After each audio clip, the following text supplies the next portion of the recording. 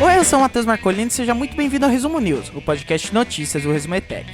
Nesse podcast eu comento as notícias mais legais de passar para vocês no dia de hoje. Hoje, dia 24 de abril de 2020. Hoje o Resumo News é um especial falando tudo sobre Sérgio Moro e seu pedido de demissão do Ministério da Justiça. Mas antes de falar de hoje, vamos voltar um pouco no tempo. A Operação Lava Jato teve a primeira fase deflagrada em 17 de março de 2014. Começou com a investigação de lavagem de dinheiro em um posto de combustíveis e chegou a um esquema criminoso de fraude, corrupção e lavagem de dinheiro na Petrobras. Posteriormente, a ação alcançou outras estatais. Aí você pode se perguntar, por que você está falando da Lava Jato, Matheus? O assunto não era o Sérgio Moro?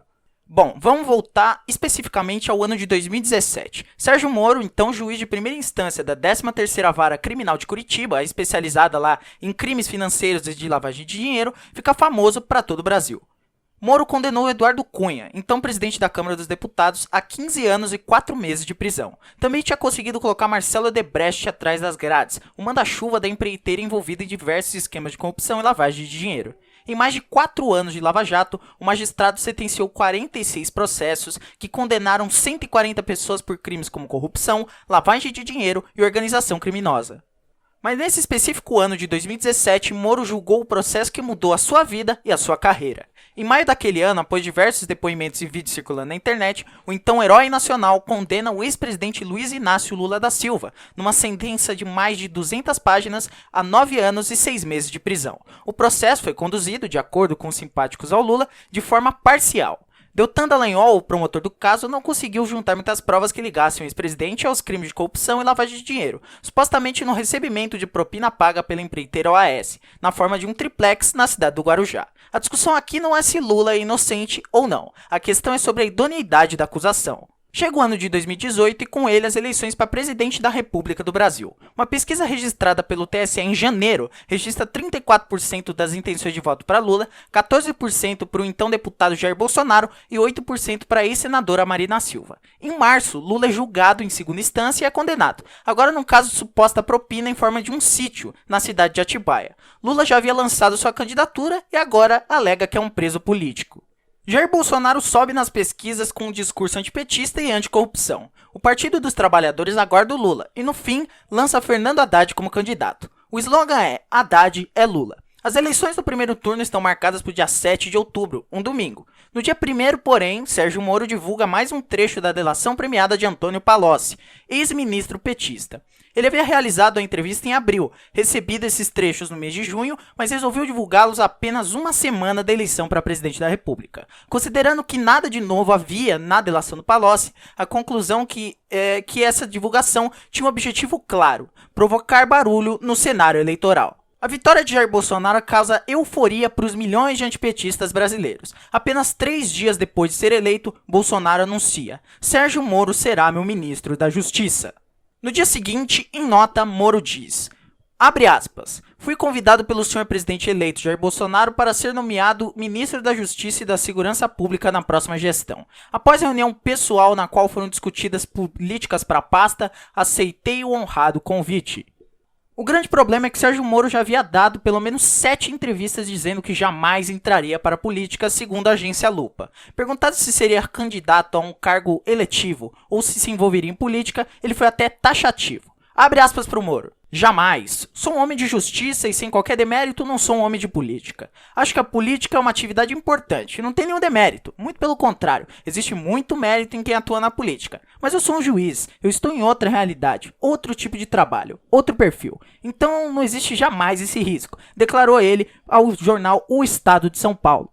Moro assume em 2019 junto com o novo governo, que promete autonomia total para ele na pasta da Justiça e Segurança Pública. Em fevereiro, ele anuncia o seu pacote anticrime. Em 34 páginas, o documento propõe 19 alterações em trechos de 14 leis diferentes, editadas entre os anos de 1940 e 2018. O objetivo é endurecer o combate à corrupção, ao crime organizado e aos crimes violentos. No entanto, essa medida é criticada por muitos especialistas. Um dos principais advogados criminalistas do país, o Antônio Carlos de Almeida Castro, o Cacai, disse à BBC que o projeto de Moro é absolutamente frustrante. Abre aspas para ele. É um pacote só com uma promessa de recrudescimento da legislação penal. e castrador de uma série de direitos consolidados ao longo dos séculos. Se esse projeto passa, o que teremos é um aumento considerável na população carcerária e, como efeito óbvio, um enorme número de novos membros a serem recrutados pelo crime organizado e pelas organizações criminosas. O advogado criminalista Fernando Castelo Branco diz: "Vejo com um pouco de tristeza a falta de visão que esse ministro teve com a situação carcerária. Não se combate o crime e não se cria um projeto anticrime sem pensar num processo de adequação desse sistema falido." Ele que disse, o Fernando Castelo Branco, que é um professor de processo penal na Pontifícia Universidade Católica, a PUC de São Paulo. O começo de Moro e Bolsonaro também ficou marcado por problemas para o ministro. Rodrigo Maia empacou o pacote de Moro e o COAF, o Conselho de Controle de Atividades Financeiras, saiu da pasta da Justiça, indo para a da Economia. Isso aconteceu após o COAF investigar o senador Flávio Bolsonaro, filho do presidente Jair Bolsonaro, por denúncias de corrupção e lavagem de dinheiro em seu gabinete quanto deputado, sendo mais conhecido pela famosa rachadinha, quando o deputado emprega funcionários em seu gabinete com salário superfaturado para lucrar com uma parte dele. As investigações chegaram em um laranja, Fabrício Queiroz, ex-assessor de Flávio na Assembleia Legislativa do Rio de Janeiro.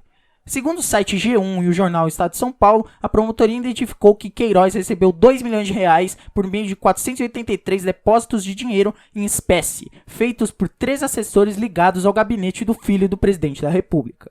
Nesse período, em entrevista a Reuters, Moro disse: "O governo nunca vai interferir no trabalho dos investigadores ou no trabalho com promotores", se referindo às denúncias contra Flávio Bolsonaro. Flávio Bolsonaro esse que, inclusive, no final de 2019, foi novamente denunciado ao Tribunal de Justiça do Rio de Janeiro por suspeitas de que uma loja de chocolates Copenhague, da qual ele seria supostamente dono, participaria de um esquema de lavagem de dinheiro. Nesse meio tempo, o Queiroz sumiu.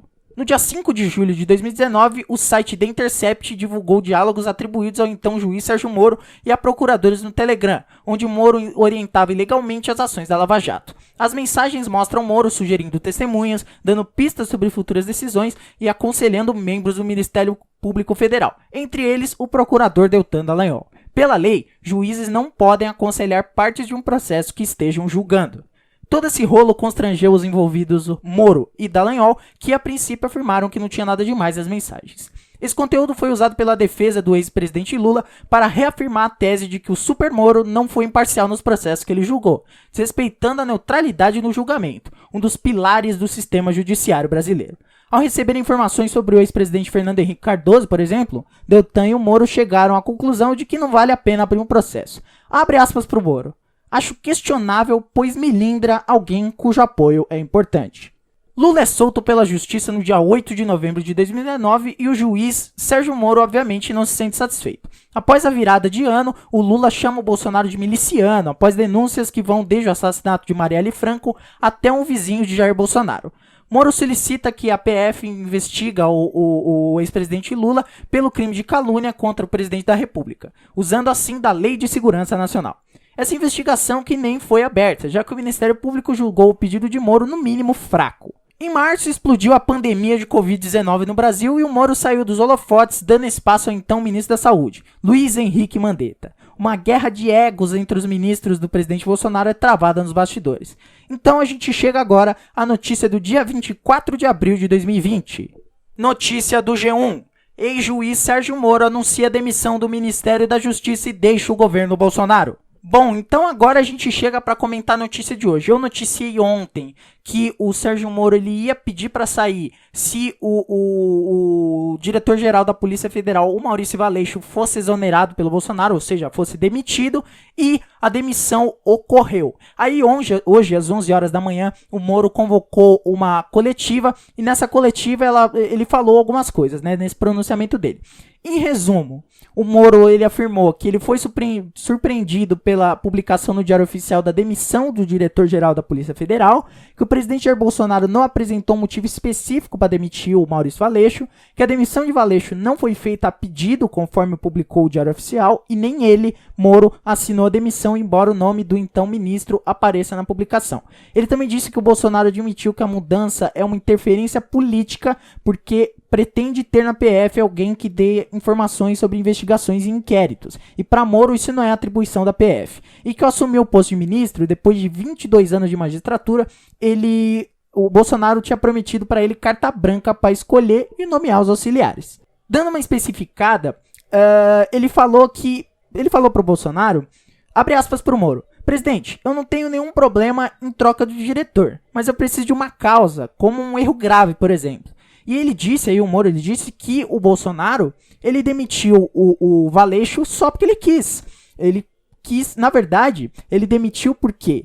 Porque, segundo o Moro, o Bolsonaro quer colher informações dentro da PF como um relatório de inteligência. Abre de novo aspas pro Moro: o presidente me disse mais de uma vez expressamente que ele queria ter uma pessoa do contato pessoal dele, que ele pudesse ligar, que ele pudesse colher informações, que ele pudesse colher relatórios de inteligência, seja diretor, seja superintendente. E realmente não é o papel da Polícia Federal prestar esse tipo de informação. Imaginem se durante a própria Lava Jato, ministro, diretor-geral, presidente, então presidente Dilma, o ex-presidente Lula ficassem ligando para o superintendente em Curitiba para colher informações sobre as investigações em andamento. O Moro, inclusive, ele disse que a autonomia da Polícia Federal é um valor fundamental que temos que preservar dentro de um Estado de Direito. E, de acordo com o Moro, né, ele falando na coletiva dele, ele disse pro Bolsonaro que a troca de comando na PF seria uma interferência política na corporação. E aí o Bolsonaro disse que sim, que seria mesmo. Então, o Moro, abrindo aspas, falei para o presidente que seria uma interferência política. Ele disse que seria mesmo. E aí entra mais um negócio polêmico, porque assim, ele disse que não assinou nenhuma exoneração. O Bolsonaro postou no Twitter dele, sempre ativo no Twitter, o Jair Bolsonaro, ele postou uma foto, um documento que seria a carta de exoneração do Valeixo. Dizendo que o Valeixo saiu com o aval do Moro, que o Moro teria assinado, e que o Valeixo teria pedido para sair. Mas o Moro disse que não assinou decreto em nenhum momento e que o diretor da PF apresentou um pedido oficial de exoneração. Então, abre aspas para o Moro de novo. Fato é que não existe nenhum pedido que foi feito de maneira formal. Sinceramente, eu fui surpreendido, achei que isso foi ofensivo. Vi depois que a SECOM confirmou que houve essa exoneração a pedido, mas isso de fato não é verdadeiro. Para mim, esse último ato é uma sinalização de que o presidente me quer realmente fora do cargo. E o presidente Bolsonaro, segundo Moro, também disse que ele tinha preocupação com inquéritos em curso no STF, no Supremo Tribunal Federal, e que a troca na PF seria oportuna, seria bom para o Bolsonaro. E também não é uma razão que justifique a substituição, até algo que gera uma grande preocupação, disse o Moro. Então o Moro está dizendo aqui que o Bolsonaro quer trocar, ele trocou, na verdade, vai trocar o superintendente da PF porque estão investigando os filhos dele. E o Moro também disse que quando ele foi convidado para o ministério, o presidente deu carta branca para ele, né? O Moro ficou emocionado, tal, pipipi, popopó, e ele disse que ele só fez um pedido pro Bolsonaro quando ele pediu o ministério. Abre aspas pro Moro. Tem uma única condição que coloquei. Eu não ia revelar, mas agora isso não faz sentido. Eu disse que, como estava saindo da magistratura, contribuí durante 22 anos, eu pedi que se algo me acontecesse, que minha família não ficasse desamparada. E assim, agora a parte opinativa. Vamos tirar os fatos, agora eu vou opinar para você que está escutando. Você ficou sabendo de tudo que aconteceu e a gente sabe que o Jair Bolsonaro ele tá perdendo apoio, a cada dia que passa ele perde apoio. E a saída do Moro pode ser muito pesada para o Bolsonaro nesse quesito, porque muito do apoio que ele recebe vinha do Sérgio Moro, vinha da pessoa Sérgio Moro, que é o Super Moro, pipipi, popopó, pipipi, popopó. Enfim, o problema é que o Rodrigo Maia, ele tinha até ontem 24 pedidos de impeachment pro Bolsonaro. Ele recebeu hoje, 11 horas da manhã, mais um. Então ele tem 25 pedidos de impeachment na mesa para ele resolver se ele passa para frente ou não. E aí o Bolsonaro, ele tá numa situação complicada, porque ele tá perdendo apoio. Diz o G1 noticiou, inclusive, que o Paulo Guedes pode ser o próximo na linha aí de sucessão não, né? Mas na linha de fogo do Bolsonaro. Pode ser que ele mande que ele exonere também o Paulo Guedes. E aí fica aquele negócio. Muita gente votou no Bolsonaro porque tinha o Moro na verdade não, né? Mas enfim. Votou no Bolsonaro porque contra a corrupção. Saiu o Moro. Votei no Bolsonaro por causa do Paulo Guedes. E o Paulo Guedes agora, a gente bateu o recorde histórico. Tanto do euro quanto do dólar, né? O euro chegou a bater R$6 hoje. O dólar 5,50, 5,60. E a política do Guedes também não tá funcionando.